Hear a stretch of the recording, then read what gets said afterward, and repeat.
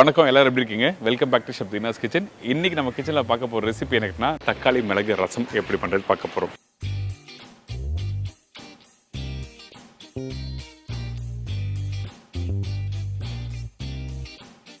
இதோட துவரம்பருப்பு துவையல். இப்போ இந்த ரெசிபிக்கு தேவையான பொருட்கள் பார்த்தலாமா?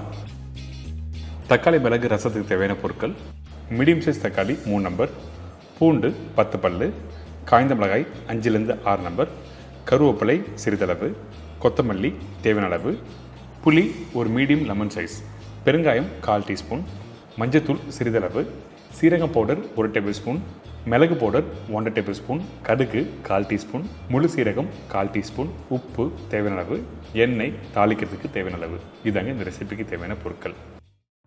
தக்காளி மிளகு ரசம் பண்ணுறதுக்கு நம்ம என்ன பண்ணுறோன்னா, ஃபஸ்ட்டு நம்மக்கிட்ட இருக்க தக்காளி, பூண்டு, காஞ்ச மிளகாய், கருவேப்பிலை இதெல்லாம் போட்டு சாப் பண்ணிடுறோம்.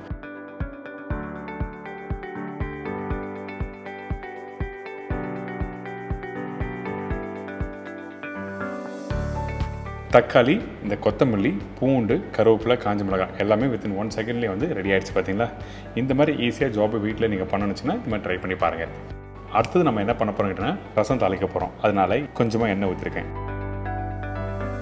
எண்ணெய் சூடான பிறகு கடுகு போடுங்க. கடுகு நல்லா பொரிஞ்சு வர டைமில் சீரகம் போடணும். இந்த மாதிரி தான் தாளிப்பு போடணும், ரொம்ப இம்பார்ட்டன்ட். நிறைய பேர் கடுகு சீரகம் எல்லாத்தையும் ஒன்றா போட்டு தாளிச்சிருவாங்க. அப்படி பண்ணாதீங்க. இந்த மாதிரி தனித்தனியாக தாளிச்சா தான் அதோட வாசனையில் நல்லா வரும். இதுக்கப்புறம் காஞ்ச மிளகாய், அதாவது மீதி உள்ள காஞ்ச மிளகாய் உடச்சி போட்டிருக்கேன்.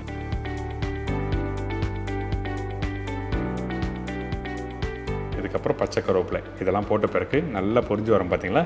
அந்த டைமில் நம்ம ஏற்கனவே சாப் பண்ணி வச்சுருக்க அந்த தக்காளி, பூண்டு, கருவேப்பிலை இது எல்லாத்தையும் ஒன்றா போட்டு திருப்பி நல்லா வதக்க ஆரம்பிக்கிறோம். இந்த வதங்குற டைமில் நம்ம என்ன பண்ணுறோன்னா, கொஞ்சம் மஞ்சத்தூள் போடணும். எப்போவுமே இந்த மாதிரி தக்காளி, பூண்டு வதங்குற டைமில் கொஞ்சம் மஞ்சத்தூள் போட்டிங்கன்னா உங்களுக்கு அந்த பச்சை வாசனை போகும். அதே டைமில் கொஞ்சம் உப்பு போடுங்க. இதுக்கு பிறகு 2 நிமிஷம் நல்லா வதக்க ஆரம்பிக்கணும். தக்காளி கொஞ்சம் லைட்டாக வதங்கி வர டைமில் நம்ம என்ன பண்ணுறோம், கரைச்சி வச்சுருக்க புளி தண்ணி ஊற்றுறோம். புளி தண்ணி நல்லா கெட்டியான புளி தண்ணியை போட்டிருக்கேன். இதுக்கு பிறகு அந்த தக்காளியோட இந்த புளி தண்ணியும் நல்லா மிக்ஸ் பண்ணுங்கள். மிக்ஸ் பண்ணி முடித்த பிறகு தேவையான அளவுக்கு தண்ணி ஊற்றி இந்த இடத்துல கொதிக்க விடுறோம். நல்லா புரிஞ்சுக்கோங்க. கொதிக்க வேணும்னா புளி தண்ணி நல்லா பச்சை வாசனை போகிறதுக்கு மட்டுமே கொதிக்கணும். கடைசியாக தண்ணி ஊற்றி சீரகம், மிளகு, கொத்தமல்லி, பெருங்காயம் இந்த மாதிரி போட்ட பிறகு கொதிக்கக்கூடாது. இந்த மாதிரி கொதிக்காமல் நீங்கள் பண்ணிங்கன்னா உங்களுக்கு ரசம் அருமையாக இருக்கும். கொதிச்சதுன்னா கண்டிப்பாக அந்த ரசம் வந்து டேஸ்ட் நல்லா இருக்காது, கசப்பு தன்மை வரும். அதனால தான் நிறைய பேர் வீட்டில் ரசம் நல்லா இல்லைன்னு சொல்லிட்டு பிரச்சனையே வரும். இந்த மாதிரி விஷயத்தை அழகாக நீங்கள் புரிஞ்சுட்டு நீங்கள் வீட்டில் பண்ணால் ரொம்ப சூப்பராக இருக்கும். நான் சொன்ன மாதிரி கடைசியாக சீரகம், மிளகு, கொத்தமல்லி, பெருங்காயத்தூள் போட்டிருக்கேன்.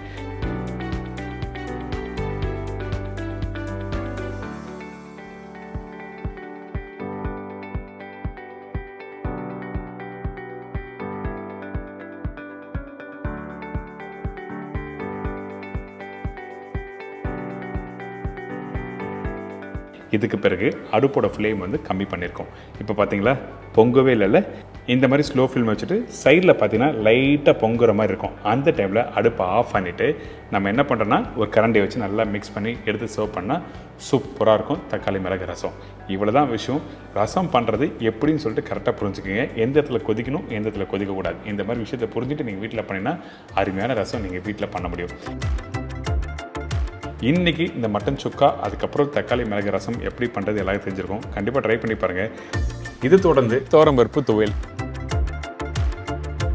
துவரம்பருப்பு 200 கிராம், காய்ந்த மிளகாய் 10லேருந்து 15 நம்பர், பூண்டு 10லேருந்து 15 நம்பர், புளி ஒரு சின்ன துண்டு, பெருங்காயம் 1/2 டீஸ்பூன், கருவேப்பிலை தேவையான அளவு, கடுகு தாளிப்புக்கு தேவையான அளவு, உப்பு தேவைக்கேற்ற, எண்ணெய் குக் பண்ணுறதுக்கு தேவையான அளவு. இதாங்க இந்த ப்ரிப்பரேஷன் தேவையான பொருட்கள். ஃபஸ்ட்டு நம்ம என்ன பண்ணுறோன்னா, இந்த துவரம் பருப்பு சொன்னோம் பார்த்தீங்களா, இந்த துவையல் பண்ணுறதுக்கு இந்த பருப்பை நல்லா ஸ்லோ ஃப்ளேமில் வறுக்கணும். ரொம்ப ரொம்ப இம்பார்ட்டன்ட். ரொம்ப ஈஸி தான் இந்த ப்ரிப்பரேஷன் பண்ணுறதுக்கு, ஆனால் கொஞ்சம் டைம் எடுக்கும். எந்த அளவுக்கு நீங்கள் ஸ்லோ ஃப்ளேமில் வறுக்கிறீங்களோ அந்த அளவுக்கு இந்த துவையல் நல்லா சூப்பராக வரும். சில பேர் மீடியமான ஃப்ளேமில் இல்லை ஹை ஃப்ளேம் வச்சு பண்ணுவாங்க. அப்படி பண்ணால் அந்த துவரம் பருப்பு கரெக்டாக வறுத்து வராது. உங்களுக்கு கலர் வந்துடுமே தவிர அந்த பருப்பு கரெக்டாக வெந்து வராது. அதனால தான் நம்ம என்ன பண்ணுறோம், ஸ்லோ ஃப்ளேமில் வறுக்கணும்னு சொல்கிறேன். இதுக்கப்புறம் பூண்டு, காஞ்ச மிளகாய், கருவேப்பிலை இது எல்லாமே போடணும். அதே டைமில் அந்த பூண்டு வறுக்கிறது வந்து ஹை ஃப்ளேம் வச்சா உங்களுக்கு வெந்து வராது. அதனால நம்ம என்ன பண்ணுறோம், இது எல்லாத்தையும் ஸ்லோ ஃப்ளேமில் வறுத்துருங்க.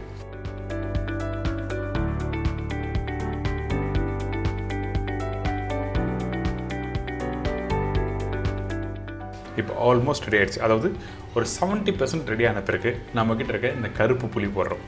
இந்த கருப்பு புளி எதுக்காக நான் இதில் யூஸ் பண்ணுறேன் கேட்டிங்கன்னா, அந்த டேஸ்ட் நல்லா எடுத்து கொடுக்கும், அந்த புளிப்புத்தன்மை நல்லா ஷார்ப்பாக இருக்கும். எங்கள் வீட்டில் வெள்ளை புளி தான் இருக்குது, அதாவது புது புளி தான் இருக்குதுன்னு சொன்னீங்கன்னா கண்டிப்பாக யூஸ் பண்ணலாம், ஒன்றும் இல்லை. ஆனால் என்னோடய சஜஷன் பழைய புளி தான். இதுக்கு பிறகு உப்பு தேவையான அளவுக்கு. பெருங்காயம் போட்ட பிறகு ரொம்ப நேரம் குக் பண்ண வேண்டாம். ஏன் கேட்டிங்கன்னா உங்களுக்கு அந்த வாசனை போக ஆரம்பிச்சிடும். அதனால தான் பெருங்காயம் போட்ட பிறகு திருப்பி மஞ்சள் போட்டு அடுப்பை ஆஃப் பண்ணிவிட்டு இதை அப்படியே இன்னொரு பவுலில் ட்ரான்ஸ்ஃபர் பண்ண போகிறோம்.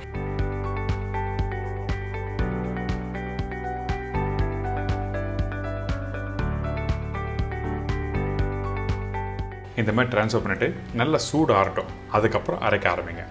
ஏன் கேட்டனா மிக்சியில் போட்டு அரைக்கும் போது கெட்டி ஆகும். அந்த டைமில் மிக்சி சரியாக ஓடாது.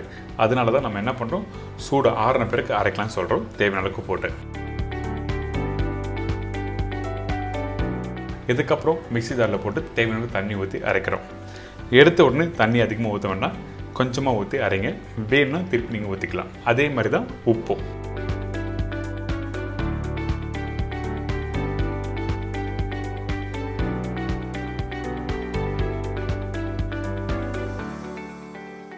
முக்கியமாக நம்ம மதியம் சாப்பாடு இல்லை நைட்டு சாப்பாடு சாப்பிட்றோம்ல, அந்த டைமில் தொட்டுக்க பர்டிகுலராக இந்த ரசம் சாதம், தயிர் சாதம், கிள்ளி போட்ட சாம்பார், இந்த மாதிரி ப்ரிப்பரேஷன்லாம் நீங்கள் தொட்டு சாப்பிட்னா அந்தளவுக்கு பிரமாதமாக இருக்கும். அது மட்டும் இல்லை, டெய்லி மார்னிங் பிரேக்ஃபாஸ்ட்டில் இந்த கேழ்வரகு கூழ்லாம் சாப்பிடுவாங்கல்ல, கேழ்வரகு கூழ், அரிசி கஞ்சி, சீரக கஞ்சி, அந்த டைமில் இந்த மாதிரி துவையெல்லாம் வச்சு பண்ணலாம். தோரம்பருப்பு துவையல் மட்டும்தான் பண்ண முடியுமா அப்படி கேட்டிங்கன்னா அப்படிலாம் இல்லை. தோரம்பருப்பு, பாசிப்பருப்பு, பச்சைப்பயிறு, கடலைப்பருப்பு, இந்த மாதிரி நீங்கள் எல்லா வகையிலும் நீங்கள் பண்ணிக்கலாம் பருப்பு வச்சு. அடுத்து நம்ம என்ன பண்ணுறோம், தாளிப்பு போடுறோம். தாளிப்பு அவசியம் இல்லை, பட் இருந்தாலும் சில பேருக்கு தாளிப்பு பிடிக்குன்னு சொல்லிட்டு தான் நான் தாளிப்பு போட்டிருக்கேன். கொஞ்சமாக நல்லெண்ணெய், அதுக்கப்புறம் கடுகு, காஞ்ச மிளகாய், கருவேப்பிலை தாளித்து கொட்டியிருக்கோம். இதை நீங்கள் தாளிப்பு இல்லாமல் தான் நீங்கள் சாப்பிடுவோம் நிறைய பேர். பட் இருந்தாலும் தாளித்து மிக்ஸ் பண்ணியிருக்கேன். நல்லெண்ணெய் தாளிப்பு போட்டால் அந்தளவுக்கு வாசனையாக இருக்கும். ட்ரை பண்ணி பாருங்கள், எல்லாருக்கும் பிடிக்கும், என்ஜாய் பண்ணுங்கள்.